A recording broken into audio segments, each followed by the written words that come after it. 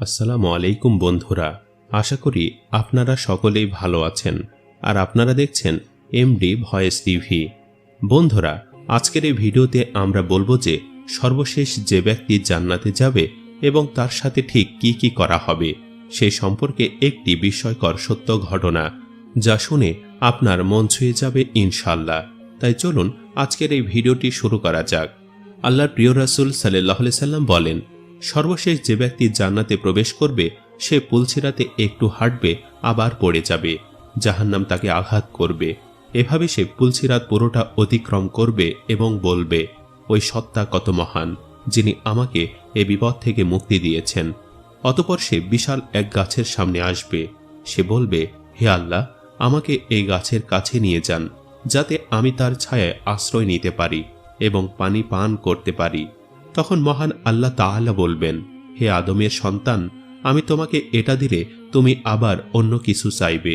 তখন সে বলবে, হে আল্লাহ, এমন হবে না। এ কথা বলে আল্লাহর সঙ্গে সে অঙ্গীকার করবে যে এরপর সে আর কিছু চাইবে না। অতঃপর আল্লাহ তাআলা তাকে গাছের কাছে নিয়ে যাবেন।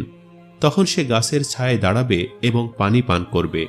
কিন্তু কিছুক্ষণ পর সে আগের চেয়ে আরো সুন্দর একটি গাছ দেখতে পাবে। তখন সে বলবে, হে আল্লাহ, আমাকে ওই গাছের কাছে নিয়ে যান, যাতে আমি এর ছায়ায় আশ্রয় নিতে পারি এবং পানি পান করতে পারি। তখন আল্লাহ তাআলা বলবেন, হে আদমের সন্তান, তুমি কি আমার সঙ্গে ওয়াদা করনি যে এরপর থেকে আমার কাছে আর কিছু চাইবে না? অতঃপর আল্লাহ তাআলা বলবেন, তোমাকে ওই গাছের কাছে নিয়ে গেলে আবার অন্য কিছু চাইবে। কিন্তু সে আর কিছু চাইবে না বলে আল্লাহর সঙ্গে অঙ্গীকার করবেন। তখন আল্লাহ তাকে সেই গাছের নিকট পৌঁছে দেবেন। কিছুক্ষণ পর সে জান্নাতের দরজার কাছে আগের দুটি গাছের চেয়ে আরো সুন্দর একটি গাছ দেখতে পাবে। তখন সে বলবে, হে আল্লাহ, আমাকে এই গাছের কাছে নিয়ে যান, যাতে আমি এর ছায়ায় আশ্রয় নিতে পারি এবং পানি পান করতে পারি। তখন আল্লাহ তাআলা বলবেন, হে আদমের সন্তান, তুমি কি আমার সঙ্গে ওয়াদা করনি এরপর থেকে আমার কাছে আর কিছু চাইবে না?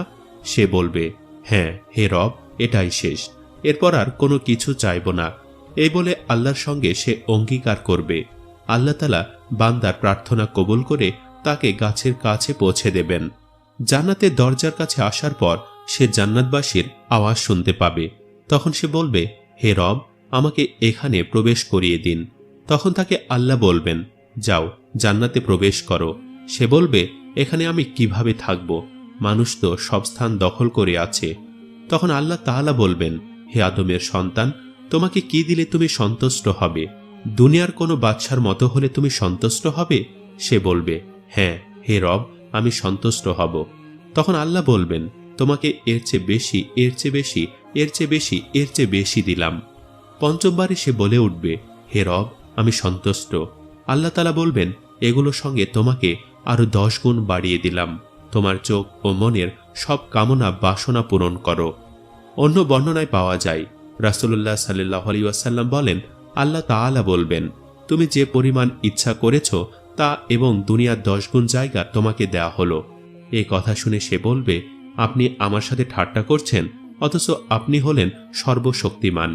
বর্ণনাকারী ইবনে মাসউদ রাদিয়াল্লাহু তাআলা আনহু বলেন, এ সময়ে আমি রাসূলুল্লাহ সাল্লাল্লাহু আলাইহি সাল্লামকে এমনভাবে হাসতে দেখেছি যে তার মাড়ির দাঁত পর্যন্ত প্রকাশ হয়ে পড়েছে।